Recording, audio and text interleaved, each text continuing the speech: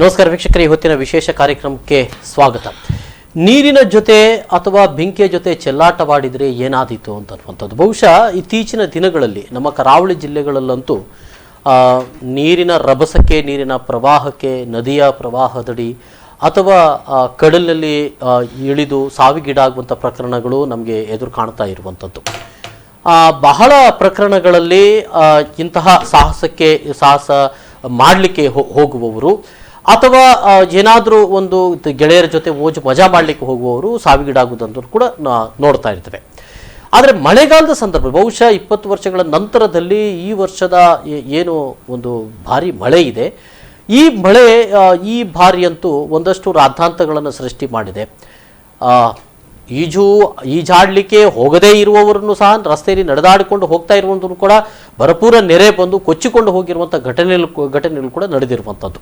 ಬಹುಶಃ ಏಪ್ರಿಲ್ನಿಂದ ಇಲ್ಲಿ ತನಕ ಒಂದು ದಾಖಲೆ ಪ್ರಕಾರ ಸುಮಾರು 20 ಮಂದಿ ಕರಾವಳಿ ಜಿಲ್ಲೆಗಳಲ್ಲಿ ಮೃತಪಟ್ಟಿದ್ದಾರೆ. ಅಂದರೆ ಕರ್ನಾಟಕ ರಾಜ್ಯದ ಕರಾವಳಿಗಳಲ್ಲಿ ಮಳೆಗಾಲವು ಅಥವಾ ಇನ್ನಿತರ ಪ್ರಕರಣಗಳಿಗೆ ಸಂಬಂಧಪಟ್ಟ ಹಾಗೆ ಅಂತ ಅನ್ನುವಂಥದ್ದು.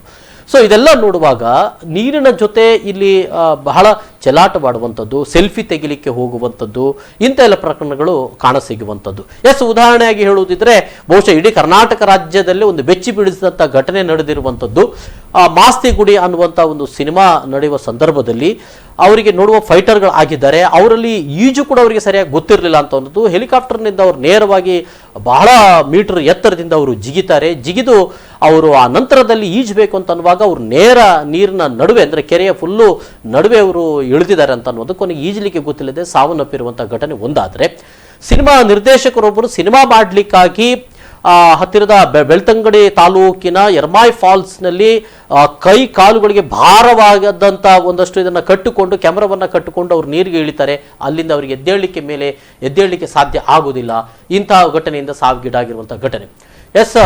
ನಿನ್ನೆ ಮೊನ್ನೆ ಅಷ್ಟೇ ಮಂಗಳೂರಿನ ಮರವೂರು ಡ್ಯಾಮ್ನಲ್ಲಿ ಇಬ್ಬರು ಗೆಳೆಯರ ನಡುವೆ ಒಂದಷ್ಟು ಏನು ಶಪಥಗಳನ್ನು, ಅಂದರೆ ಚಾಲೆಂಜ್ ಹಾಕಿಕೊಂಡು ಈ ಏರಿಯಾದಿಂದ ಆ ಏರಿಯಾಕ್ಕೆ ನಡೆದುಕೊಂಡು ಈಜಾಡಿಕೊಂಡು ಹೋಗಬೇಕು ಅನ್ನುವಂಥ ಒಂದು ಶಪಥ ಮಾಡಿಕೊಂಡು ಅಲ್ಲಿ ಮೃತಪಟ್ಟಿರುವಂಥ ಘಟನೆ ನಡೆದಿರುವಂಥದ್ದು.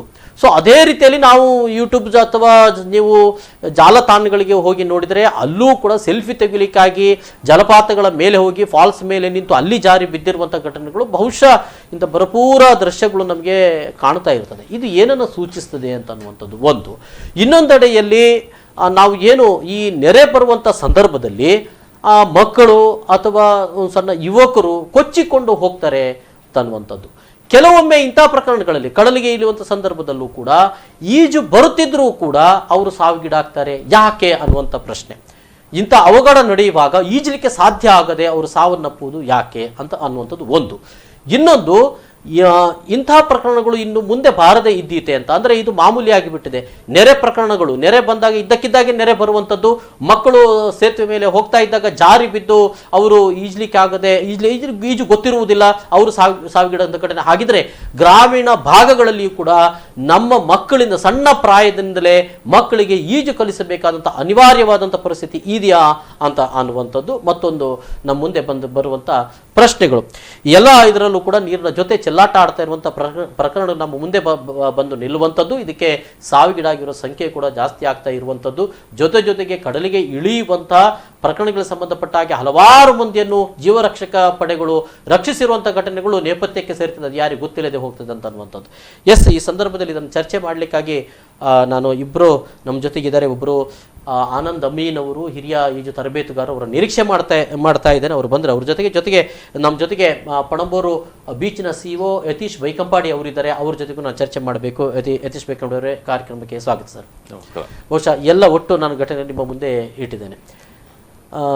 ಏನು ಹೇಳ್ತೀರಿ? ಅಂದರೆ ಇದನ್ನು ಕೆಲವೊಮ್ಮೆ ನಾವು ಎಲ್ಲೋ ಈ ಘಟನೆಯಿಂದ ಹೊರಗೆ ಬರುವವರನ್ನು ಸಾಹಸ ಮಾಡಿ ಹೊರಗೆ ಬಂದರು ಅಂತ ಬೇಷ್ ಅಂತೇವೆ. ಆದರೆ ಸತ್ತು ಹೋದರೆ ಕೊನೆಗೆ ಅವನು ಏನೋ ಈ ಪ್ರಕರಣದಲ್ಲಿ ಬೇಡದಿತ್ತು ಅನ್ನುವ ಮಟ್ಟಿಗೆ ನಾವು ಮಾತನಾಡ್ತೇವೆ ಅಂತ ಅನ್ನೋದು. ಇಂಥ ಪ್ರಕರಣಗಳು ಮುಖ್ಯವಾಗಿ ನಡೆಯುವಂಥದ್ದು ಈ ಒಂದು ನೆರೆ ಅಥವಾ ಮಳೆಗಾಲದ ಟೈಮ್.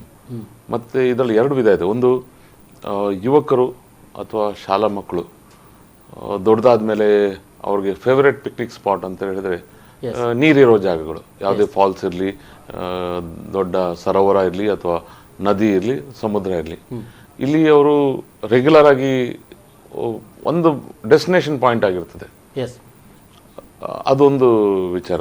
ಈ ಎರಡು ಸೀಸನಲ್ಲೂ ಕೂಡ they are exposing themselves to danger. ಈಗ ಮಕ್ಕಳು, ನೀವು ಈಗಾಗಲೇ ಹೇಳಿದ್ರಿ, ಈಜು ಕಲಿಯೋದು ಬಹಳ ಪ್ರಾಮುಖ್ಯವಾದಂಥ ಒಂದು, ಈ ತಂದೆ ತಾಯಿಯರು ಅವರ ಮಕ್ಕಳಿಗೆ ಒಂದು ಬದುಕೋ ಒಂದು ಕಲೆಯನ್ನು ಕಲಿಸ್ಕೊಡೋ ಒಂದು ನಾವು ಹೆಚ್ಚಿನವರು ಅದಕ್ಕೆ ಇಂಪಾರ್ಟೆನ್ಸ್ ಕೊಡ್ತಾ ಇಲ್ಲ. ಈಗಾಗಲೇ ನಾವು ಪಣಬೂರು ಬೀಚಲ್ಲಿ ಈಗ 10 ವರ್ಷ ಅದನ್ನು ನಿರ್ವಹಿಸ್ಕೊಂಡು ಬಂದಿದ್ದೇವೆ.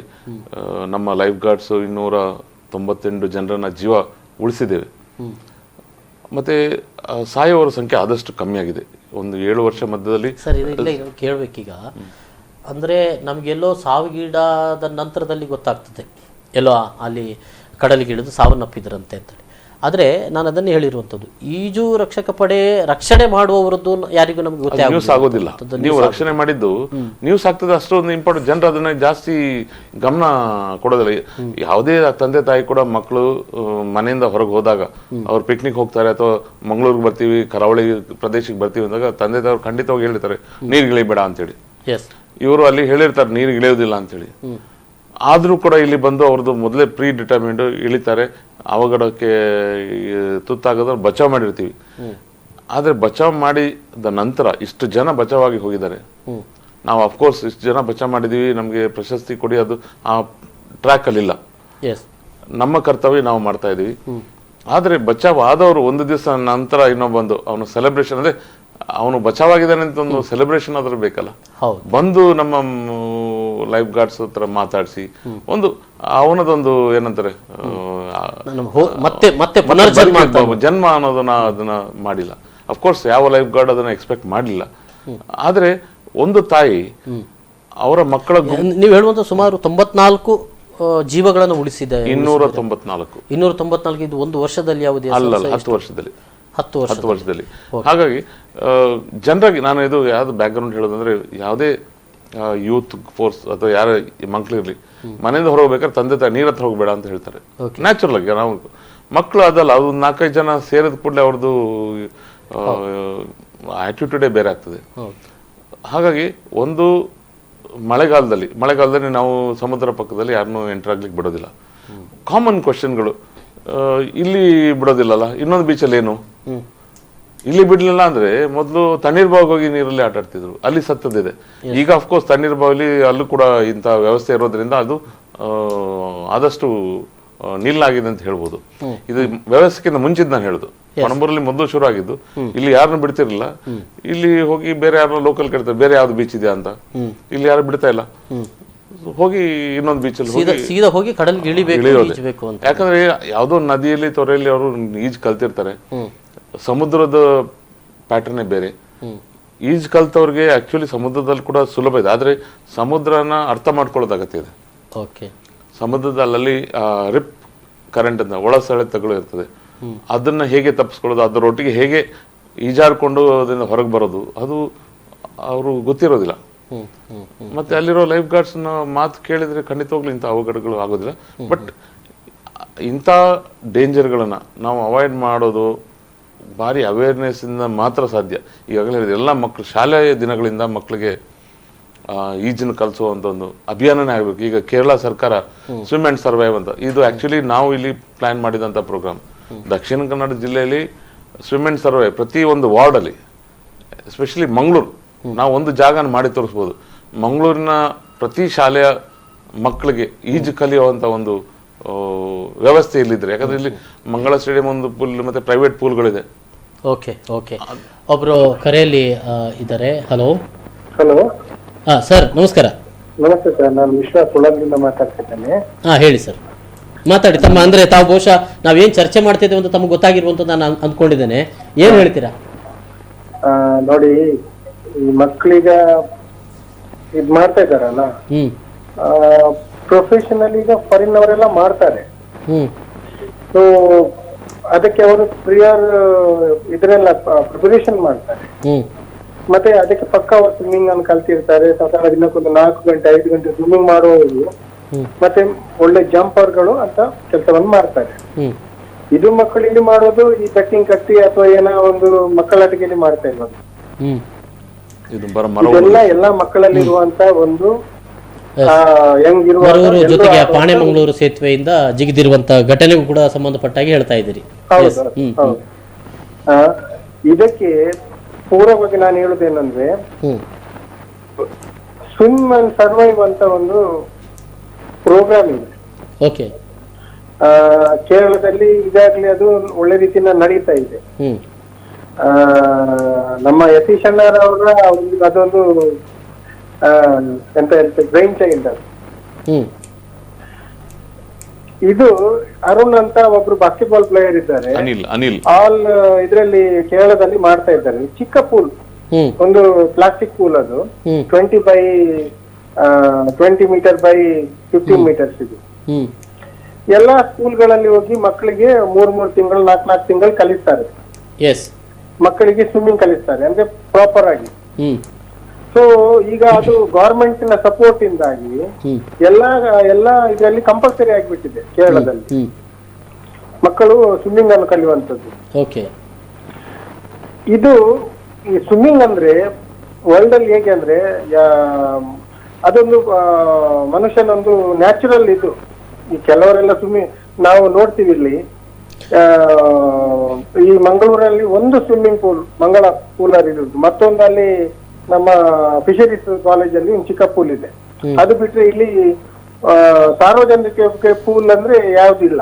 ಅಂದ್ರೆ ತಾವು ಹೇಳುವಂತದ್ದು ಈ ಎಲ್ಲ ಏನು ಘಟನೆಗಳಿದ್ದಾವೆ, ಮಕ್ಕಳು ಜಾರಿ ನೀರಲ್ಲಿ ಹೋದ್ರು ಅಂತ ಅನ್ನುವಂತ ಘಟನೆ ಆಗಿರ್ಬೋದು, ಅಥವಾ ಈ ರೀತಿಯ ಸಾಹಸ ಮಾಡ್ಲಿಕ್ಕೆ ಹೋಗಿ ಸಾವನ್ನಪ್ಪಿರುವಂತ ಘಟನೆಗಳಿಗೆ ಎಲ್ಲಾ ಗ್ರಾಮೀಣ ಭಾಗಗಳಲ್ಲೂ ಮಕ್ಕಳು ಈಜು ಕಲಿಬೇಕು ಅಂತ ಅನ್ನೋದು, ಆ ಆತ್ಮವಿಶ್ವಾಸ ಬರಬೇಕು. ಅಲ್ಲ, ಇದೊಂದು ಏನಂದ್ರೆ ಕಂಪಲ್ಸರಿ ಆಗ್ಬೇಕು. ಎಲ್ಲಾ ಮಕ್ಕಳಿಗೆ ಸ್ವಿಮ್ಮಿಂಗ್ ಪೂಲ್ ಅಲ್ಲಿ ಮಕ್ಕಳು ಸ್ವಿಮ್ಮಿಂಗ್ ಮಾಡ್ಬೇಕು, ಅದೇ ಮಕ್ಕಳು ನದಿಯಲ್ಲಿ ಸ್ವಿಮ್ಮಿಂಗ್ ಮಾಡ್ಬೇಕು, ಅದೇ ಮಕ್ಕಳು ಈಗ ಸಮುದ್ರದಲ್ಲೂ ಮಾಡ್ಬೇಕು, ಸ್ವಿಮ್ಮಿಂಗ್ ಮಾಡ್ಬೇಕು ಅಂತ ಒಂದು ಪ್ಲಾನಿಂಗ್ ಅನ್ನು ಎಲ್ಲಾ ತಾಯಿ ತಂದೆಯರು ಮುಂದೆ ಬಂದು ಮಕ್ಕಳನ್ನು ಮುಂದೆ ತರಬೇಕು. ಮತ್ತೆ ಇದು ಖಾಲಿ ಗವರ್ಮೆಂಟ್ ಇಂದ ಆಗುವಂತದ್ದಲ್ಲ, ಗವರ್ಮೆಂಟ್ ಏನ್ ಸಪೋರ್ಟ್ ಮಾಡಬಹುದು, ಇದೆಲ್ಲರೂ ಎಲ್ಲ ಸ್ಕೂಲ್ಗಳಲ್ಲಿ ಇದು ಕಂಪಲ್ಸರಿ ಆಗ್ಬೇಕು. ಈಗ ಮಾಡರ್ನ್ ಸ್ಕೂಲ್ಗಳಲ್ಲಿಲ್ಲ, ಈಗ ನಮ್ದು ಈಗ ಬಂದಿರುವಂತ ಕೆಲವು ಸ್ಕೂಲ್ಗಳಿದೆ, ಅದ್ರನ್ನೆಲ್ಲ ಈಗ ಚಿಕ್ಕ ಪೂಲ್ಗಳಿದೆ, 20-25 ಮೀಟರ್ ಪೂಲ್ ಇದೆ. ಸೊ ಇದು ಖಾಲಿ ಅಲ್ಲಿಗೆಲ್ಲ ದೊಡ್ಡವರಿಗೆಲ್ಲ, ಚಿಕ್ಕ ಗವರ್ಮೆಂಟ್ ಸ್ಕೂಲ್ಗಳಿಗೂ ಅದು ಕಂಪಲ್ಸರಿ ಆಗ್ಬೇಕು ಅಂತ. ಹಾಗಾದಾಗ ಇಂಥ ಘಟನೆಗಳಿಂದ ಆದಷ್ಟು ನಾವು ಜೀವಹಾನಿ ಆಗುವುದನ್ನು ತಪ್ಪಿಸಲಿಕ್ಕೆ ಸಾಧ್ಯ ಇದೆ. ಬೆಟ್ಟಿನಲ್ಲಿ ನೋಡಿದ್ದೇವೆ ಎಷ್ಟು ಮಕ್ಕಳನ್ನು ಕಳ್ಕೊಂಡಿದ್ದೇವೆ, ಬೆಟ್ಟಿನಲ್ಲಿ ಎಷ್ಟು ಮಕ್ಕಳನ್ನು ಕಳ್ಕೊಂಡಿದ್ದೇವೆ, ಇದೇ ಟೈಮಲ್ಲಿ ಕಳ್ಕೊಂಡಿರುವಂತದ್ದು ನಾವು. ಸೊ ಅದರಿಂದ ಪಾಠ ಕಲೀಲಿಲ್ಲ. ಈಗಲೂ ಮಂಗಳೂರಲ್ಲಿ ಇನ್ನೊಂದು ಸ್ವಿಮ್ಮಿಂಗ್ ಪೂಲ್ ಬರ್ಲಿಕ್ಕೆ ಬಿಡ್ತಾ ಇಲ್ಲ ನಮ್ಮ ಕಾರ್ಪೊರೇಟರ್ಗಳು. ನಾನೊಂದು DC ಆಫೀಸ್ನ ಒಂದು ಇದರಲ್ಲಿ ಹೋಗಿದ್ದೆ, ಯಾವ್ದು ಮೀಟಿಂಗ್ ಅಲ್ಲಿ ಇದ್ದೆ. ನಮ್ಮ DC ಅವರು ಇದಕ್ಕಿಂತ ಮುಂಚಿನ DC ಅವರು ಹೇಳ್ತಿದ್ರು, ಎಲ್ರು ಜಗಳ ಮಾಡ್ತಾರೆ ಪೂಲ್ ಬೇಕು ಅಂತ, ಇಲ್ಲಿ ನೀವು ಪೂಲ್ ಬರ್ಲಿಕ್ಕೆ ಬಿಡ್ತಾ ಇಲ್ಲ ಅಂತ. ನಮ್ಮ ಮಂಗಳದೇವ ಹಿಂದಿಗಡೆ ಯಾವ್ದು ಸರ್, ಇವ್ರು ಯತೀಶ್ ಬೈಕಂಪಾಡಿ ಅವರು ಏನು ಮಾತಾಡ್ಬೇಕಂತೆ ಅವರು ಹೇಳ್ತಾರೆ. ಬಹುಶಃ ಒಳ್ಳೆ ಅಭಿಪ್ರಾಯವನ್ನ ಪೂರ್ವಕವಾಗಿ ಕೊಟ್ಟಿದ್ದಾರೆ. ಇದೆ, ನಾನು ಮಕ್ಕಳಿಗೆ ಸ್ವಿಮ್ಮಿಂಗ್ ಕಲಿಸುವಂತದ್ದು, ಅದು ಯಾರು ಕಲಿಸೋದು, ಎಲ್ಲಿ ಕಲಿಯೋದು ಅನ್ನೊಂದು ವ್ಯವಸ್ಥೆ. ಈಗ ಜೊತೆ ಏನಾದ್ರು ಮಾತಾಡ್ಲಿಕ್ಕಿದ್ಯಾ ಅಥವಾ ಅಲ್ಲ, ಅವ್ರು ಹೇಳಿದ ಮಾಹಿತಿ ಅದು ಕೇರಳದಲ್ಲಿ ಅನಿಲ್ ಕುಮಾರ್ ಅಂತ ಹೇಳಿ ಅಲ್ಲಿ ಬಾಸ್ಕೆಟ್ಬಾಲ್ ಪ್ಲೇಯರ್, ನಾವು ಮತ್ತೆ ಅವರು ಒಟ್ಟಿಗೆ ಒಂದು ಸೆಮಿನಾರ್ ಅಲ್ಲಿ ಪೂನಾದಲ್ಲಿ ಇದ್ದಾಗ ಈ ಒಂದು ಐಡಿಯಾ, ಅಂದ್ರೆ ತಾವು ಕರ್ನಾಟಕದಲ್ಲಿ ಅದನ್ನ ಮಾಡಬೇಕು ಅಥವಾ ಇಲ್ಲಿ ಕರಾವಳಿ ಜಿಲ್ಲೆ ಆಗ್ಲಿಲ್ಲ, ಅವರು ಅದನ್ನ ಅಲ್ಲಿ ಸರ್ಕಾರ ಒಳ್ಳೆ ರೀತಿಯಲ್ಲಿ ಸ್ಪಂದಿಸಿತ್ತು, ಮತ್ತೆ ಕೂಡಲೇ ಕೂಡ ಆಗಿತ್ತು. ಇಲ್ಲಿ ಒಂದು ನನ್ನ ಅಪೀಲ್, ಈ ಕಾರ್ಯಕ್ರಮ ನೋಡಿ ಬಹುಶಃ ಸಾರ್ವಜನಿಕರು ಇದಕ್ಕೆ ನಾವು ಒಂದು ಸ್ವಲ್ಪ ಜಾಸ್ತಿ ಪ್ರೆಷರ್ ಹಾಕಿದ್ರೆ ಪ್ರತಿ ವಾರ್ಡ್ನಲ್ಲೂ ಮಂಗಳೂರು ಅಥವಾ ಈ ಮಂಗಳೂರು ನಗರ ಪಾಲಿಕೆಯ ವ್ಯಾಪ್ತಿಯಲ್ಲಿ ಮಾಡಿ ತೋರಿಸೋಣ. ಯಾಕಂದ್ರೆ ನಾವೊಂದು ಪಣಮೂರು ಬೀಚ್ ನಾವು ಒಂದು ಮಾಡಿ ತೋರಿಸೋದ್ರಿಂದ ಬೇರೆ ಬೀಚ್ಗಳು ಇದೇ ರೀತಿ ವ್ಯವಸ್ಥೆ ಬಂದಿದೆ. ಹಾಗಾಗಿ ನಾವು ಜಾಸ್ತಿ ಮಾತಾಡೋದಲ್ಲ, ಒಂದು ಈ ನಗರಸಭೆಯಲ್ಲಿ ನಾವು ಮಾಡಿ ತೋರಿಸೋಣ. ಪ್ರತಿ ವಾರ್ಡಲ್ಲಿ ಒಂದೊಂದು ಸ್ವಿಮ್ಮಿಂಗ್ ಪೂಲ್ ಆಗಲಿ, ಅಲ್ಲಿಯ ಸಾರ್ವಜನಿಕರು ಸೇರಿ ಅಲ್ಲಿಯ ನೇಬರಿಂಗ್ ಸರ್ಕಾರಿ ಶಾಲೆಯವರಿಗೆ ಫ್ರೀಯಾಗಿ ಟ್ರೈನಿಂಗ್ ಕೊಡುವಂಥದ್ದು, ಮತ್ತೆ ಪ್ರೈವೇಟ್ ಸ್ಕೂಲ್ಗಳಿಗೆ ಒಂದು ನಾಮಿನಲ್ ಫೀಸ್ ಮಾಡಿದರೆ ಒಂದಷ್ಟು ವರ್ಷದಲ್ಲಿ ಈ ಸ್ವಿಮ್ಮಿಂಗ್ ಕಲ್ತ್ರೆ ಮಕ್ಕಳು ಇಂಥ ಒಂದು ಅವಘಡಗಳು ಆದಷ್ಟು. ಇದಕ್ಕೊಂದು ಕ್ಲಾಸಿಕ್ ಎಕ್ಸಾಂಪಲ್ ಕೊಡ್ತೇನೆ. ಕೇರಳದಲ್ಲಿ ಯಾವುದೋ ಒಂದು ಟೂರಿಸ್ಟ್ ಬೋಟ್ ಮುಳುಗಿ 80ರಷ್ಟು ಜಾಸ್ತಿ ಜನ ಸತ್ತಿದ್ರು. ಹೌದು. ಅದರಲ್ಲಿ ಫಾರಿನರ್ಸ್ ಕೂಡ ಇದ್ರು. 100 ಜನ ಚಿಲ್ಲರೆ ಇದರಲ್ಲಿ ಸತ್ತವರೆಲ್ಲ ಭಾರತೀಯರೇ, ಫಾರಿನರ್ಸ್ ಯಾರು ಸಾಯ್ಲಿಲ್ಲ. ಅದರ ಅರ್ಥ ಅಲ್ಲಿ swimming is part and parcel of the education. ನಮ್ಮಲ್ಲಿ ಇಂಟ್ರೆಸ್ಟ್ ಇದ್ರೆ ಕಲಿತಾರೆ. ತಮಗೆ ಧನ್ಯವಾದಗಳು. ನಮ್ಮ ಜೊತೆ ಫೋನಲ್ಲಿ ತಾವು ಮಾತಾಡಿದ್ರಿ. Thank you sir, thank you. Natural instinct. ಹೌದು. ಈ ನಮ್ಮಲ್ಲಿ ಏನ್ ಮಾಡ್ತೀವಿ, ಮಕ್ಕಳನ್ನ ನಾವು ಸ್ವಿಮ್ಮಿಂಗ್ ಕಲಿಸೋದನ್ನ ದೊಡ್ಡ ಒಂದು ಗಂಡಾಂತರಗೆ ಕಲಿಸಿದಾಗೆ. ಇಂಥ ಒಂದು ಆಟಿಟ್ಯೂಡ್ ನಾವು ಚೇಂಜ್ ಮಾಡಬೇಕಿದೆ ಪೇರೆಂಟ್ಸ್. ಸೊ ನಾವೊಂದು ಬ್ರೇಕ್ ತಗೊಂಡು ಮತ್ತೆ ಬರೋಣ. ಬಹಳ ಮುಖ್ಯವಾಗಿ ನಾನು ಕೇಳಲಿಕ್ಕೆ ಇರುವಂಥದ್ದು, ಎಲ್ಲೋ ಇಂಥ ಘಟನೆಗಳು ಒಂದಷ್ಟು ಸಾವನ್ನಪ್ತವಲ್ಲ, ಆದರೆ ಇಂತಹ ಸಾಹಸ ಮಾಡುವವರ ಬಗ್ಗೆ ನಾವು ಹೇಳ್ತೀವಿ ಏನು ಹರಸಾಹಸ ಮಾಡ್ತಾ ಇದ್ದಾರೆ ಅಂತ. ಆದರೆ ಬಹುಶಃ ಸರ್ಫಿಂಗನ್ನೇ ನಾವು ಉದಾಹರಣೆ ತೆಗೆದುಕೊಳ್ಳೋಣ. ಅವ್ರು ಮಾಡ್ತಾ ಇರೋ ನೋಡಿ, ಇದೊಂದು ಹರಸಾಹಸ ಅಲ್ವಾ ಅಂತ ಕಾಣ್ತದೆ. ಅಷ್ಟೊಂದು ಒಂದು ರೀತಿಯ ಭಯಾನಕವಾದಂಥ ರೀತಿಯಲ್ಲಿ ಅವರು ಅಂದರೆ ಅಮೋಘವಾಗಿ ಒಂದು ಸಂತೋಷವನ್ನು ಕೊಡುವಂಥದ್ದಾಗಿದ್ರೂ ಕೂಡ ಎಷ್ಟು ಅಪಾಯಕಾರಿ ಅಲ್ವಾ ಅಂತ ಅನಿಸಿಬಿಡುತ್ತದೆ. ಹಾಗಿದ್ರೆ ಇದಕ್ಕೇನು ಬೇಕಾಗಿರುವುದು ಅಂತ ಅನ್ನೋದು ಬ್ರೇಕ್ನ ಬಳಿಕ ಮತ್ತೆ ಈ ಸಂವಾದ ಮುಂದುವರೆದಿದೆ.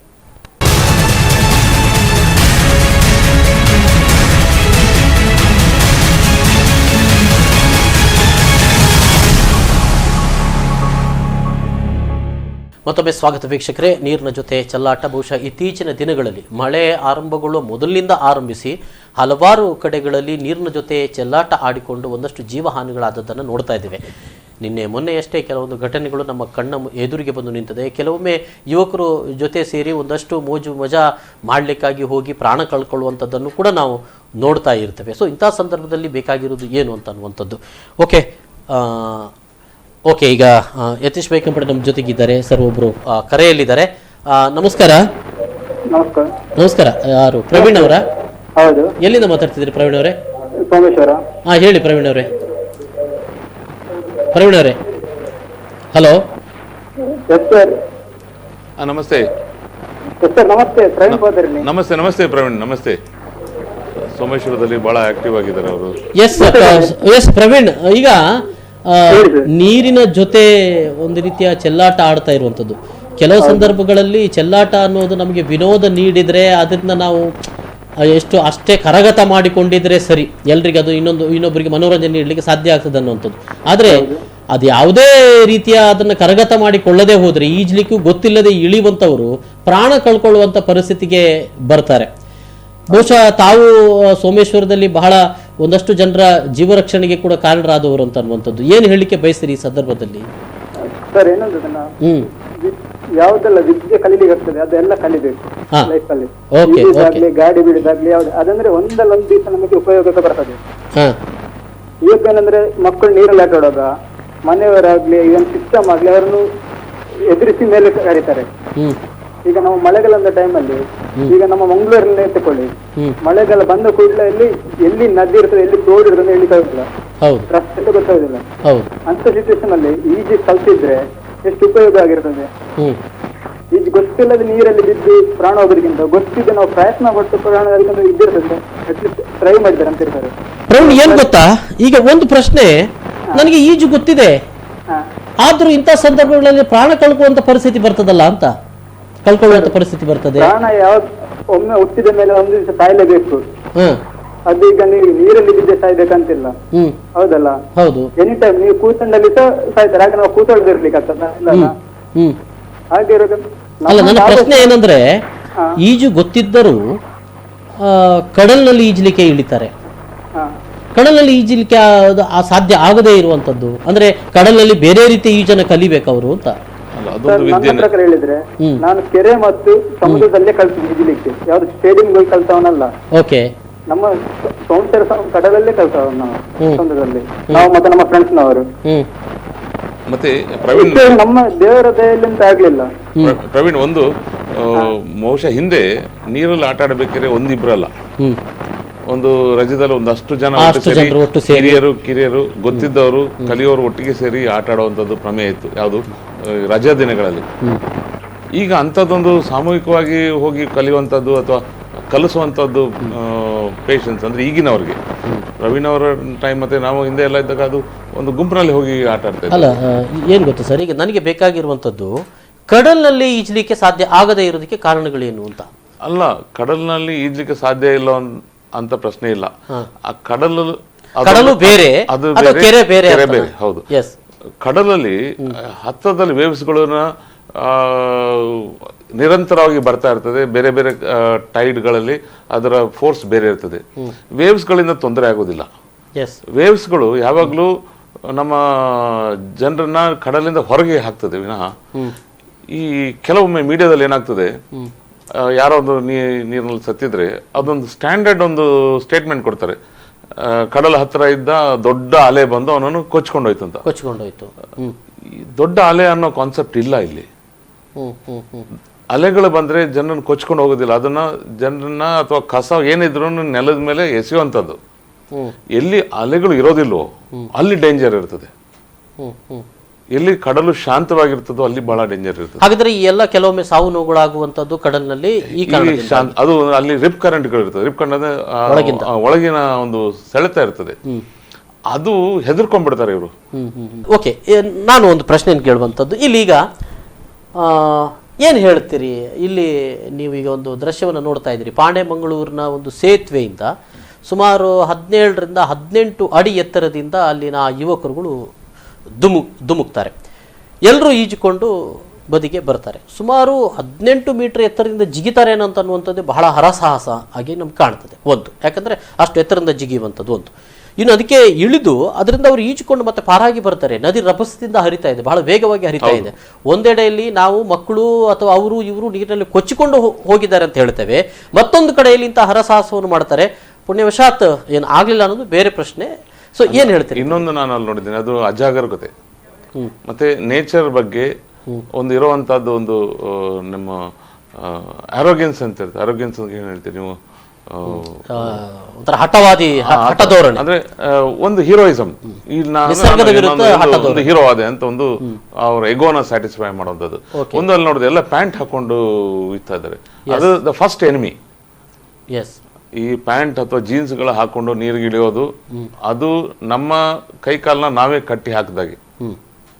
ನೀರ್ಗಿಳಿಬೇಕಾದ್ರೆ ನೀರಿಗೆ ಇಳಿಯುವಂತ ಏನು ವ್ಯವಸ್ಥೆ ಇದೆಯೋ, ಡ್ರೆಸ್ಗಳಿದೆಯೋ ಅದನ್ನೇ ಹಾಕ್ಬೇಕು ವಿನಃ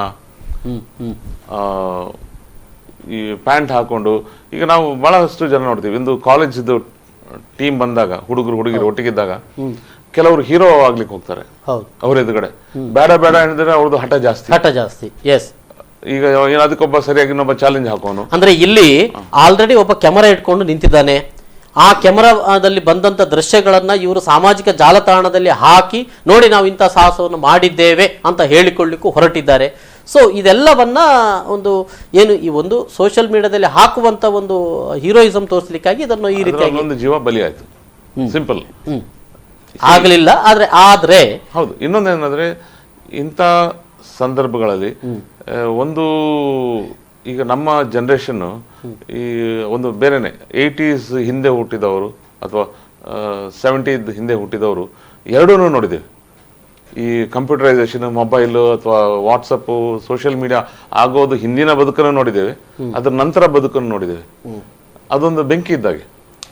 ಅದನ್ನ ನಾವು ಅದರಲ್ಲಿ ಇಂಪ್ರೆಸ್ ಮಾಡ್ಲಿಕ್ಕೆ ಹೋಗಿ ನಮ್ಮ ಒಂದು ಇದನ್ನ ಶೋ ಆಫ್ ಮಾಡ್ಲಿಕ್ಕೆ ಹೋಗಿ ಇಂಥದ್ದೆಲ್ಲ ಅವಘಡಗಳು ಆಗ್ತವೆ. ನನ್ನದೊಂದು ಅಪೀಲ್ ಯಂಗ್ಸ್ಟರ್ಸ್ಗೆ, life is much more than what you think. It's a celebration. ಇದೊಂದು ಕ್ಷುಲ್ಲಕ ಕಾರಣದಲ್ಲಿ ನಾವು ನಮ್ಮ ಒಂದು ಇಡೀ ಬದುಕು ಒಂದು ಸೆಲೆಬ್ರೇಷನ್. ಯಾವುದೋ ಒಂದು ಸಂದರ್ಭದಲ್ಲಿ ಬಂದಂತ ಅತಿಯಾದ ಸೆಲೆಬ್ರೇಷನ್ಗೆ ಅದ್ರ ಮರಳಾಗಿ ಜೀವವನ್ನೇ ಕಳ್ಕೊಳ್ಳುವಂತ ಪರಿಸ್ಥಿತಿ ಬರ್ಬೋದು ಅನ್ನುವಂಥದ್ದು. ಹಾಗಿದ್ರೆ ಬಹುಶಃ ಇಂಥ ಘಟನೆ, ನಿನ್ನ ಪಾಣೆಮಂಗಳೂರಿನಲ್ಲಿ ನಡೆದಂತ ಹಾರಿದಂತ ಘಟನೆ ಏನಿದೆ, ನಾವು ಅವರಿಗೆ ಸಹಬಾಷ್ ಅಂತ ಹೇಳುವಾಗಿಲ್ಲ. ಖಂಡಿತ ಅದು ಏನಂತಾರೆ, ಸುಸೈಡ್ ಮಾಡೋ ಒಂದು ಅಟೆಂಪ್ಟ್. ಈವನ್ ಇನ್ನೊಂದು ಕೆಲವು ವಿಜುವಲ್ಸ್ ನೋಡಿದೆ. ಒಂದು ಫಿಲ್ಮ್ ಶೂಟಿಂಗ್ ಇರ್ಬೋದು. ಸೊ ಅದನ್ನ ಹೇಗೆ ಕನ್ವಿನ್ಸ್ ಮಾಡಿದ್ರು ನಂಗೆ ಇದುವರೆಗೂ ಅರ್ಥ ಆಗ್ತಾ ಇಲ್ಲ. ಸ್ವಿಮ್ಮಿಂಗ್ ಗೊತ್ತಿಲ್ಲದೆ ವಿತೌಟ್ ಜಾಕೆಟ್ ಮೇಲಿಂದ ಅದು ಹೆಲಿಕಾಪ್ಟರ್ ಕೂಡ ಭಾರವನ್ನ ಕಟ್ಟಿ ಅವರು ಅದೊಂದು ಮತ್ತೆ ಇನ್ನೊಂದು ಹೆಲಿಕಾಪ್ಟರ್ ಇಂದ ಹಾರಿದಂತ ಒಂದು incident ಆಗಿದೆ. ಅವ್ರಿಗೆ ಇಬ್ಬರಿಗೆ ಗೊತ್ತಿಲ್ಲ ಅಂತ ಹೇಳಿದ್ರು. ನಮ್ಮ ಲೈಫ್ ಗಾರ್ಡ್ಸ್ ಮತ್ತೆ ಸ್ಕೂಬಾ ಡೈವರ್ಗಳು ಅಲ್ಲಿ ಹೋಗಿ ಅದನ್ನ ಹೆಣ ತಗೊಳ್ಳಿಕ್ಕೆ ಬಹಳಷ್ಟು ಹರಸಾಹಸ. ಅದು ಚಳಿಯಲ್ಲಿ ಆ ನೀರಿನ ಕೆಳಗಡೆ ಆ ಟೈಮಲ್ಲಿ ಇಷ್ಟು ಚಳಿ ಇತ್ತು ಅಂದ್ರೆ ಬಹಳ ಕಷ್ಟ. ಡಿಫಿಕಲ್ಟ್ ಕಂಡೀಷನ್ ಅಲ್ಲಿ ವರ್ಕ್ ಮಾಡಿದ್ದಾರೆ ವಾಲಂಟಿಯರ್ಸ್. ಈ ತಂಡೀರ್ ಬಾವಿಲ್ ಅಲ್ಲೊಂದು ಅವರಿಗೆ ಈಜು ಗೊತ್ತಿರಲಿಲ್ಲ ಅಂತ ಅನ್ನೋದನ್ನ ಅವರು ಇದು ಮಾಡಿದ್ರ ಚೆನ್ನಾಗಿ ಹೇಗೆ ಅದು ಹೌದು ಗೊತ್ತಿದೆಯಾ ಅದು ಹೇಗೆ? ಅವರ ಸ್ಟೇಟ್ಮೆಂಟ್ ಅಲ್ಲೇ ಹೋಗಕ್ಕಿಂತ ಮುಂಚೆ ಪ್ರೆಸ್ ಅಲ್ಲಿ ಬಂದಿದೆ ಈಜು ಗೊತ್ತಿರಲಿಲ್ಲ, ಆದ್ರೂ ಕೂಡ ಅದಕ್ಕೆ ಒಂದು ಸ್ಟ್ಯಾಂಡ್ ಬೈ ಬೋಟ್ ಇಟ್ಟು ಅವರು ಇಟ್ಟಿದ್ದಾರೆ. ಅದು ಬೋಟ್ದು ಇಂಜಿನ್ ಸ್ಟಾರ್ಟ್ ಮಾಡಲಿಲ್ಲ, ಯಾಕಂದ್ರೆ ಅವರು ಲೈವ್ ರೆಕಾರ್ಡಿಂಗ್ ಮಾಡ್ತಾ ಇದ್ರು. ಇಂಜಿನ್ ಸೌಂಡ್ ಅದಕ್ಕೆ ಡಿಸ್ಟರ್ಬ್ ಆಗುತ್ತೆ ಅಂತ ಹೇಳಿ ಅವ್ರು ಮಾಡಲಿಲ್ಲ. ಈಗ ಹಾರದ ಟೈಮಲ್ಲಿ ಇಂಜಿನ್ ಟೈಮಲ್ಲಿ ಸ್ಟಾರ್ಟ್ ಆಗಲಿಲ್ಲ, ಆಗದ್ದಿಷ್ಟೇ. ಸೊ ದೇ ವರ್ ನಾಟ್ ಒಂದು ಹೆಲಿಕಾಪ್ಟರ್ನ ಫ್ಯಾನ್ ಕೂಡ ಕಾರಣ ಅದು ಆಗಿರ್ಬೋದು, ಅಲ್ಲಿ ಒಂದು ವೇವ್ ಕ್ರಿಯೇಟ್ ಆಗಿದೆ. ಹೌದು, ಈ ಟೈಮಲ್ಲಿ ಬೋಟ್ ಕೂಡ ಬರಲಿಲ್ಲ. ಇದೆಲ್ಲ ಏನಂದ್ರೆ ಮಿಸ್ಕ್ಯಾಲ್ಕುಲೇಷನ್. ಒಂದು ಅನುಭವ ಇಲ್ಲದೆ ಇರುವಂತ ಒಂದು ಎಕ್ಸ್ಪರ್ಟೈಸ್ ಇಸ್ ಟೋಟ್ಲಿ ಡಿಫ್ರೆಂಟ್. ಅದು ಎಷ್ಟು ವರ್ಷ ನಾವು ಅಲ್ಲಿದ್ರು ಕೂಡ ಬಹಳ ಹೊಸ ವಿಷಯಗಳನ್ನು ಕಲಿತೀವಿ. ಈಗ ನಾವು ಬೀಚ್ ಮ್ಯಾನೇಜ್ಮೆಂಟ್ ಹೇಳ್ತೀವಿ, 10 ವರ್ಷ ಆದ್ರೂ ಕೂಡ 10 ವರ್ಷದ ನಮ್ದು ಅಚೀವ್ಮೆಂಟ್ ಅಲ್ಲ, ಕಲಿಯೋದು ಬಹಳಷ್ಟಿದೆ.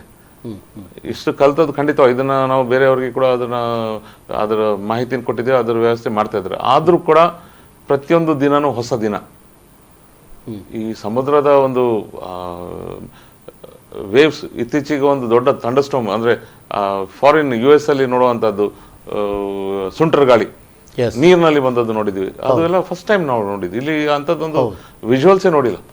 ಪುಣ್ಯಕ್ಕೆ ಅಲ್ಲಿ ಕೂಡ ನಾವು ಜನರನ್ನ ಅಲ್ಲಿಂದ ಓಡಿಸ್ಲಿಕ್ಕೆ ಹರಸಾಹಸ ಪಟ್ಟಿದ್ವಿ. ಅದನ್ನ ವಿಡಿಯೋ ಮಾಡ್ಕೊಂಡು ನಿಂತಿದ್ರು. ಹೌದು, ಹಾಗಾಗಿ ಆದ್ರೆ ಅದು ಸಮುದ್ರದಲ್ಲೇ ಅಲ್ಲೇ ಕ್ಷೀಣಿಸ್ತಾ ಹೋಯ್ತಾ? ಇಲ್ಲ, ಅದು ಲ್ಯಾಂಡ್ ಮೇಲೆ ಬಂದು ಕ್ಷೀಣಿಸಿದ್ದು. ಸಮುದ್ರದಲ್ಲಿ ಬಹಳ ದೂರದಿಂದ ಬಂದಿದೆ ಅದು.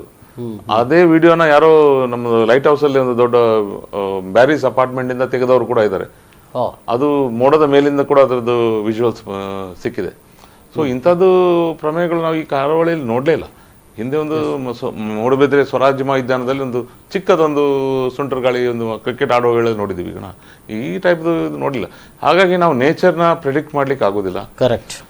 ನಾವು ಸ್ವಿಮ್ಮಿಂಗ್ ಕಲ್ತಿದ್ದೇವೆ, ಇದನ್ನ ಗೆದ್ದಿದ್ದೇವೆ. ಕಡಲು ಬಹಳಷ್ಟು ವಿಶಾಲ, ನಾವು ಖಾಲಿ ಅದರಲ್ಲಿ ಒಂದು ತೃಣ ಮಾತ್ರ. ಸೊ ಅದರ ಫೋರ್ಸ್ ಎದುರುಗಡೆ ಖಂಡಿತವಾಗ್ಲೂ ನಾವು ಚಾಲೆಂಜ್ ಮಾಡ್ಲಿಕ್ಕೆ ಸಾಧ್ಯನೇ ಇಲ್ಲ. ಖಾಲಿ ನಮ್ಮ ಜೀವ ನಾವು ಬದುಕೊಳ್ಳೋ ಒಂದು ಕಲೆ ಸ್ವಿಮ್ಮಿಂಗ್. ನಾವು ಇನ್ನೊಬ್ಬರ ಜೀವ ಉಳಿಸ್ಲಿಕ್ಕಲ್ಲ, ಅವರವರ ಜೀವ ಅವರು ಉಳಿಸ್ಕೊಳ್ಳೋ ಒಂದು ಸ್ವಿಮ್ಮಿಂಗ್ ಕಲ್ತಿತ್ತು ಒಳ್ಳೆಯದು. ಎಸ್ ಸರ್, ಒಂದು ಸಣ್ಣ ಬ್ರೇಕ್ ತಗೊಳ್ಬೇಕಾಗಿದೆ. ಸಣ್ಣ ಬ್ರೇಕ್ನ ಬಳಿಕ ಮತ್ತೆ ಈ ಸಂವಾದ ಮುಂದುವರೆದಿದೆ.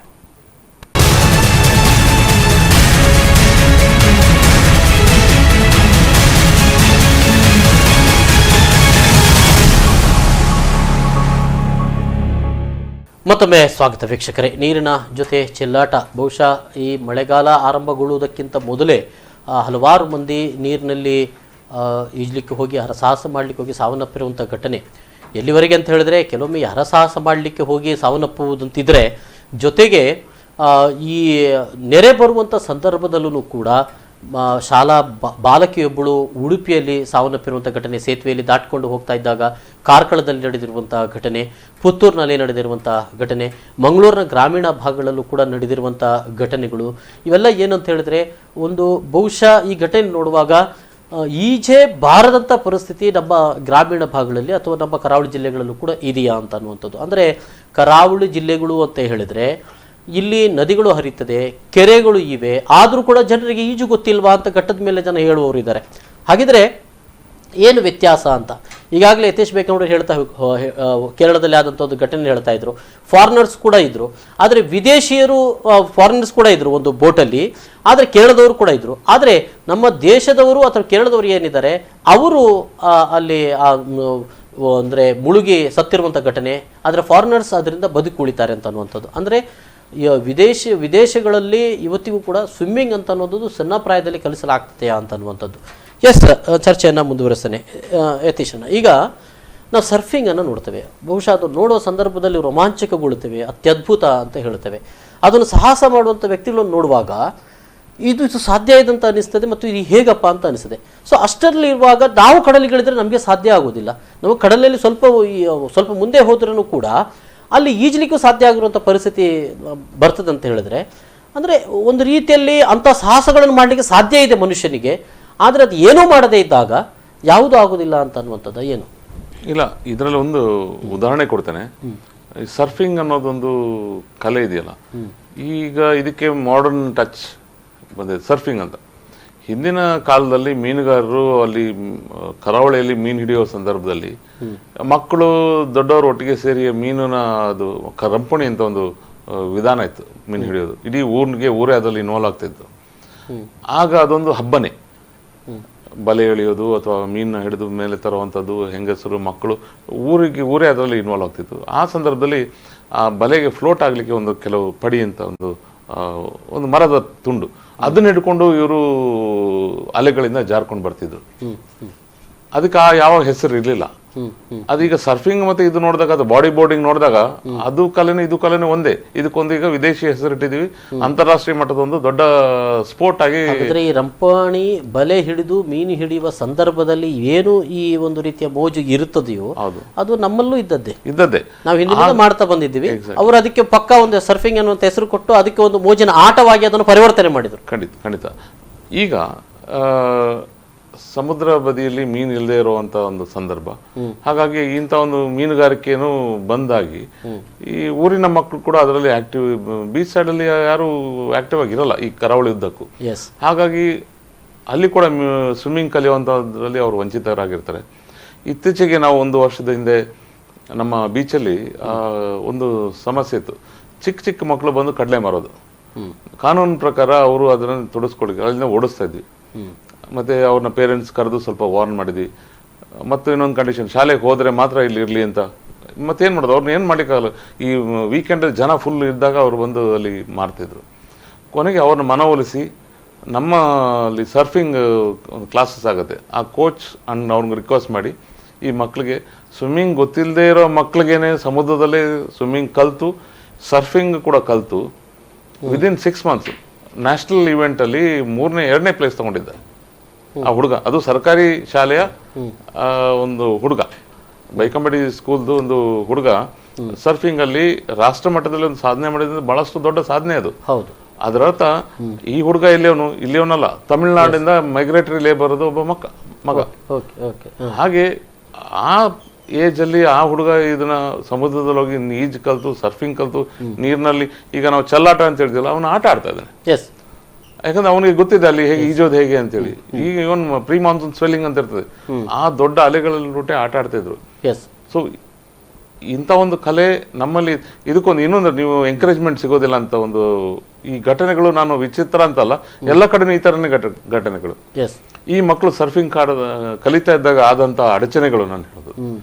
ಅಲ್ಲಿ ಒಬ್ರು ಬೈಕಂಬಡಿ ಹೈಸ್ಕೂಲ್ ಒಬ್ರು ಹೆಡ್ ಮಾಸ್ಟರ್ ಈ ಮಕ್ಕಳನ್ನ ಕರೆಸಿ ನೀರಿಗೆ ಹೋಗಬಾರ್ದು ಅಂತ ಒಂದು ಅವ್ರದ್ದು ಆರ್ಡರ್ ಕೊಟ್ಟರು. ಮಕ್ಕಳು ಪಾಪ ಅವ್ರಿಗೆ ಇದೊಂದು ಕಲಿತಾ ಇದ್ದಾರೆ, ಇವರು ಹೋಗಬಾರ್ದು ಅಂತೇಳಿ ಹೋಗ್ತಾ ಇದ್ರು. ಪುನಃ ತಂದೆ ತಾಯಿನ ಕರೆಸಿ ವಾರ್ನ್ ಮಾಡಿದ್ರು, ಸಮುದ್ರಕ್ಕೆ ಹೋದ್ರೆ ಡೇಂಜರು, ನೀರಿಗೆ ಹೋದ್ರೆ ಡೇಂಜರು, ನಾವು ಆಕ್ಷನ್ ತಗೋತೀವಿ ಅಂತ. ಅಪ್ಪ ಅಮ್ಮ ಪಾಪ ಹುಡುಗರಿಗೆ ಜೋರು ಮಾಡಿ ಬಿಡ್ಲಿಲ್ಲ. ಒಂದು 2-3 ದಿವಸದಿಂದ ಮಕ್ಕಳು ಬರ್ತಾ ಇಲ್ಲ, ಏನು ವಿಷಯ ಅಂತ ಕೇಳಿದಾಗ ಈ ತರ ಆಗಿದೆ. ಹೆಡ್ ಮಾಸ್ಟರ್ನ ಕರೆದೆ. ಆ ಟೈಮಲ್ಲಿ ನಾವು ಸಸಿಹಿತ್ಲಲ್ಲಿ Indian open of surfing event ಹೋದ ವರ್ಷ ಆದದ್ದು. ಸರ್ಕಾರ ಪ್ರಾಯೋಜಕತ್ವ, ಅಂದ್ರೆ ಸರ್ಕಾರ ಅದಕ್ಕೆ ಸಪೋರ್ಟ್ ಮಾಡಿದೆ. ಜಿಲ್ಲಾಡಳಿತ ಅದರಲ್ಲಿ ಇನ್ವಾಲ್ವ್ ಆಗಿದೆ. ಸರ್ಕಾರಿ ಶಾಲೆ ಹೆಡ್ ಮಾಸ್ಟರ್ ಸರ್ಫಿಂಗ್ ಡೇಂಜರ್ ಅಂತ ಅವನಿಗೆ ಮಕ್ಳಿಗೆ ಹೇಳಿದ್ರೆ ಒಂದು ಬರೆದು ಕೊಡಿ, see that some action is taken on you ಅಂತ. ನೀವು ಒಂದು ಸರ್ಕಾರಿ ಶಾಲೆಯ ಮಕ್ಕಳು, ಅದು ಯಾವುದೇ ಪ್ರೈವೇಟ್ ಶಾಲೆಗಳಲ್ಲಿ ಅಂತ ಒಂದು ತಂಡ ಇಲ್ಲ. ಈ ಸರ್ಕಾರಿ ಶಾಲೆಯಲ್ಲಿ ಸರ್ಫಿಂಗ್ ಟೀಮ್ ಇದೆ. ಹೆಮ್ಮೆ ಪಡಬೇಕು. ದೇಶದಲ್ಲಿರೋದು ಒಂದೇ ಒಂದು ಇದು ಗವರ್ಮೆಂಟ್ ಶಾಲೆಯಲ್ಲಿ ಸರ್ಫಿಂಗ್ ಮಕ್ಕಳು ಆಡ್ತಾ ಇದ್ದಾರೆ, ರಾಷ್ಟ್ರ ಮಟ್ಟದಲ್ಲಿ ಮಿಂಚ್ತಾ ಇದ್ದಾರೆ. ಅದು ಹೆಮ್ಮೆ ಪಡೋ ಬದಲು ಮಕ್ಕಳನ್ನ ರೆಸ್ಟ್ರಿಕ್ಟ್ ಮಾಡಿ, ನಾವು ಸ್ವಲ್ಪ ಅವ್ರನ್ನ ಕನ್ವಿನ್ಸ್ ಮಾಡಿ, ಪೇರೆಂಟ್ಸ್ಗಳಿಗೆ ಕನ್ವಿನ್ಸ್ ಮಾಡಿ, ಒಂದು ಮಕ್ಕಳಲ್ಲಿ ಹೇಳಿದ್ವಿ, ವಿದೌಟ್ ಕೋಚ್ ನೀವು ನೀರ್ಗಿಳಿಬೇಡಿ, ನಿಮ್ಮಷ್ಟಿಗೆ ನೀವು ಹೋಗು. ಅದು ನಾವು ಖಂಡಿತವಾಗಿ ಹೇಳಿದ್ವಿ, ನಿಮ್ಮಷ್ಟಿಗೆ ನೀವು ಬೋರ್ಡ್ ಇಟ್ಕೊಂಡು ನೀರ್ಗಿಳಿಬೇಡಿ, ನಿಮ್ಮೊಟ್ಟಿಗೆ ಯಾರಾದ್ರೂ ಒಬ್ರು ಕೋಚ್ ಅಥವಾ ಒಬ್ರು ಗೈಡ್ ಇರಲೇಬೇಕು ಅಂತ ಹೇಳಿ ಕಂಡೀಷನ್ ಹಾಕಿದ್ಮೇಲೆ ಮಕ್ಕಳು ಒಪ್ಕೊಂಡು ಈಗ ಅವರು ಅಲ್ಲಲ್ಲಿ ಪ್ರೈಸ್ಗಳನ್ನ ಹೊಡಿತಾ ಇದ್ದಾರೆ. ಸೊ ಹೀಗಾಗಿ ಸರ್ಕಾರಿ ಮಕ್ಕಳಲ್ಲಿ ನಾವು ಇಂಥದ್ದೊಂದು ಅಭಿಯಾನ ಶುರು ಮಾಡಿದ್ರೆ ಸ್ಪಷ್ಟ ಉದಾಹರಣೆ ಏನಂತ ಹೇಳಿದ್ರೆ, ಸರ್ಫಿಂಗ್ ಅಂತ ಅನ್ನುವಂಥದ್ದು ಎಲ್ಲೋ ಫಾರಿನರ್ಸ್ ಆಟ ಆಡುವಂಥದ್ದು ಅಂತ ನಾವು ಬೇರೆ ಬೇರೆ ಸಿನಿಮಾಗಳಲ್ಲೂ ಅದರಲ್ಲೂ ಹಿಂದೆ ಎಲ್ಲ ನೋಡ್ತಾ ಇದ್ದದ್ದು. ಇದೀಗ ನೋಡಬೇಕಾದ್ರೆ ನಮ್ಮ ಮಕ್ಕಳು ಅದನ್ನು ಮಾಡಲಿಕ್ಕೆ ಸಾಧ್ಯ ಇದೆ ಅಂತ ಹೇಳಿದ್ರೆ, ನೀರಿನ ಜೊತೆಗಿನ ಸಂಬಂಧವನ್ನು ನಾವು ಬಿಟ್ಟಿದ್ದೇವೆ. ಬಹುಶಃ ನಮ್ಮೆಲ್ಲೋ ಪೂರ್ವಜರುಗಳು ಆ ರೀತಿಯಾಗಿ ನೀರಿನ ಜೊತೆ ಇದ್ರು, ಅವರು ನೀರಿನಲ್ಲೇ ಇದ್ದವರು. ಯಾವ ರೀತಿ ಮಣ್ಣಿನ ಮಕ್ಕಳು ಅಂತ ಹೇಳಿದ್ರು ಅದೇ ರೀತಿ ನೀರಿನ ಮಕ್ಕಳು ಅಥವಾ ಕಡಲಿನ ಮಕ್ಕಳು ಅಂತ ಹೇಳ್ಬಹುದು. ಆ ಸಂಬಂಧಗಳು ಈಗ ನೀವು ಹೇಳಿದಾಗೆ ಸ್ವಲ್ಪ ವೀಕ್ ಆಗಿ ಬಂದಿದೆ.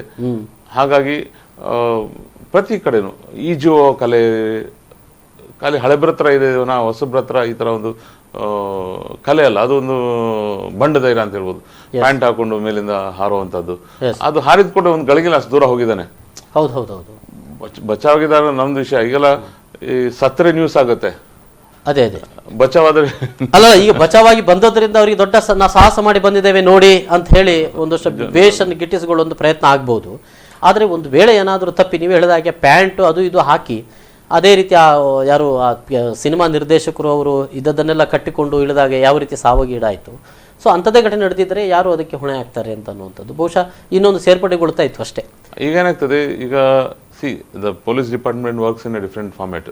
ಅದ್ರಲ್ಲಿ ಹೋಗಿದ್ದವ್ರನ್ನ ಅದರಲ್ಲಿ ನೀವು ಪ್ರಚೋದನೆ ಮಾಡಿದಿರಿ ಅಂತೇಳಿ ಇಟ್ಸ್ ಎ ಲೀಗಲ್ ಬ್ಯಾಟಲ್. ನಮ್ಮ ಲೈಫ್ ನಾರ್ಮಲ್ ಆಗಿ ನಾವು ಲೀಡ್ ಕೂಡ ನಾವೇ ನಮ್ಮ ಲೈಫ್ನ ಒಂದು ಇಂಥ ಒಂದು ಸಮಸ್ಯೆ ಕಡೆ ನಾವು ನಾವಾಗೆ ಹೋಗಿ ಬಿದ್ದ ಹಾಗೆ ಸಿಕ್ಕಾಕೊಂಡೆ. ಎಸ್ ಎಸ್ ಎಸ್ ಇಂಥ ಘಟನೆಗಳು ಅಂತ ಅನ್ನುವಂಥದ್ದು. ಸೊ ಈಗಾಗಲೇ ನೀವು ಹೇಳಿದ್ರೆ ಅಂದರೆ ಇಲ್ಲಿ ಸರ್ಫಿಂಗ್ ಅನ್ನುವಂಥ ಒಂದು ಕಲೆಗೆ ಸಂಬಂಧಪಟ್ಟ ಹಾಗೂ ಕೂಡ ಇಲ್ಲಿ ಮಕ್ಕಳಿಗೆ ಯಾರೋ ಒಬ್ಬ ಮಗ ಅವನು ಮಾಡಲಿಕ್ಕೆ ಸಾಧ್ಯ ಇದೆ ಅಂತೇಳಿ ಅವನು ಮಾಡಿದ ಅಂತ ಅನ್ನೋದು ಬಹುಶಃ ಗ್ರಾಮೀಣ ಭಾಗದ ಮಕ್ಕಳಲ್ಲಿ ಈಜು ಕಲೀಲಿಕ್ಕೆ ಬಹುಶಃ ಗೊತ್ತಿಲ್ಲದೆ ಇರುವಂಥದ್ದು. ಅಂದರೆ ನೀರಿನ ಜೊತೆಗಿನ ಸಂಬಂಧವನ್ನು ತುಂಬ ನಾವು ದೂರ ದೂರ ದೂರ ದೂರ ಮಾಡಿಬಿಟ್ಟಿದ್ದೇವೆ. ಈಜು ಕಲಿಯಲಿಕ್ಕೆ ಹೋಗ್ತಾ ಇಲ್ಲ.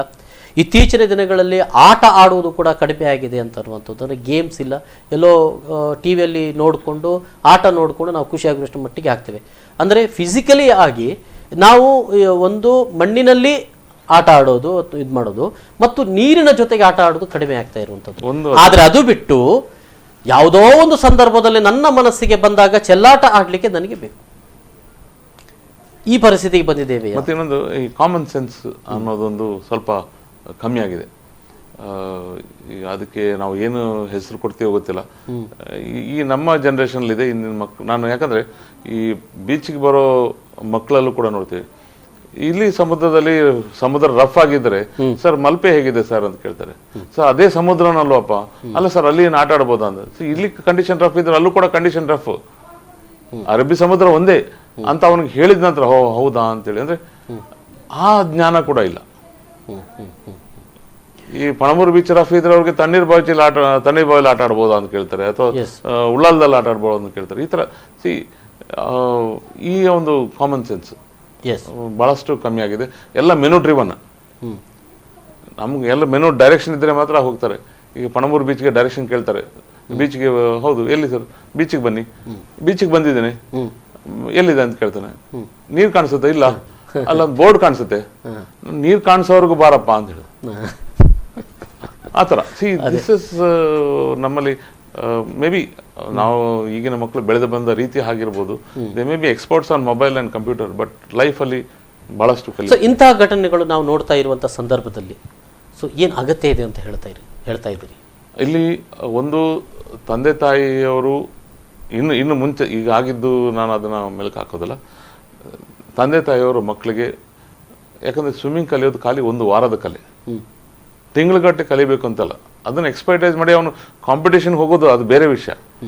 ಖಾಲಿ ಅವರ ಮಕ್ಕಳಿಗೆ ಒಂದು ಗಿಫ್ಟ್ ಅವ್ರು ಕೊಡೋದು ಏನು ಅಂದ್ರೆ ಅವನಿಗೆ ಒಂದು ಕಲಿಸೋ ಕಲೆ, ಸ್ವಂತ ವಿದೌಟ್ ಎನಿ ಎಫರ್ಟ್ ಏಡ್ ಅವನನ್ನು ಬಚಾವ್ ಮಾಡೋದಿದ್ರೆ ಅದು ಸ್ವಿಮ್ಮಿಂಗ್ ಮಾತ್ರ.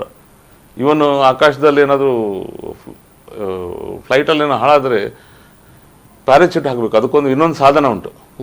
ಬೆಂಕಿಯಲ್ಲಿ ನಾವು ರಕ್ಷಣೆ ಮಾಡ್ಕೊಳ್ಳಿಕ್ಕೆ ಸಾಧನ ಉಂಟು. ಇದು ಯಾವುದೇ ಸಾಧನ ಇಲ್ಲದೆ ನಮ್ಮನ್ನು ನಾವೇ ರಕ್ಷಣೆ ಮಾಡ್ಕೊಳ್ಳೋ ಅಂತ ಒಂದು ಕಲೆ ಇರೋದು ಸ್ವಿಮ್ಮಿಂಗ್ ಮಾತ್ರ. ಅದನ್ನ ಏನು ಎಫರ್ಟ್ ಇಲ್ಲದೆ ನಾವು ಕಲಿಸ್ಲಿಕ್ಕೆ ಯಾಕೆ ನಾವು ಹಿಂದೆ ಮುಂದೆ ನೋಡಬೇಕು ಅನ್ನೋದನ್ನ ನಾವು ಅದೊಂದು ಅಭಿಯಾನನೇ ಶುರು ಮಾಡಿ. ಈಗ ನಾವು ಸ್ವಚ್ಛ ಭಾರತ್ ಹೇಗೆ ಆಗಿದೆಯೋ, ಸ್ವಿಮ್ ಅಂಡ್ ಸರ್ವೈವ್ ಅನ್ನೋ ಒಂದು ಕಲೆನ ಬಹುಶಃ ನಾವು ಊರಿಡಿ ಮಾತಾಡಬಹುದು. ನಮ್ಮ ಏರಿಯಾದಲ್ಲಿ, ನಮ್ಮ ವಾರ್ಡ್ಗಳಲ್ಲಿ 60 ವಾರ್ಡ್ ಇದೆ ಮಂಗಳೂರು ನಗರದಲ್ಲಿ.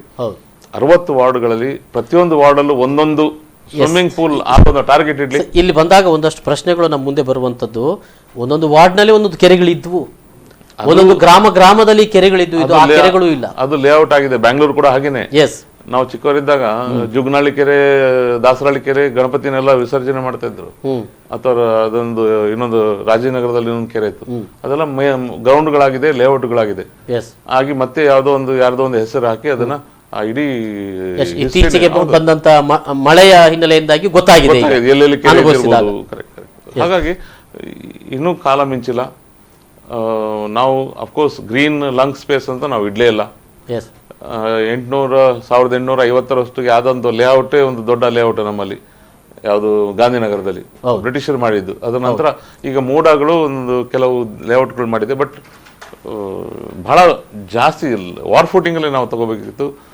ಇಲ್ಲಾಂದ್ರೆ ಈಗ ಅವ್ರವ್ರ ಲೇಔಟ್ಗಳು ಮಾಡ್ಕೊಂಡು, ರೋಡ್ಗಳು ಮಾಡ್ಕೊಂಡು, ವಾಟರ್ ಬಾಡಿ ಇಲ್ಲ, ಲಂಗ್ ಸ್ಪೇಸ್ ಇಲ್ಲ.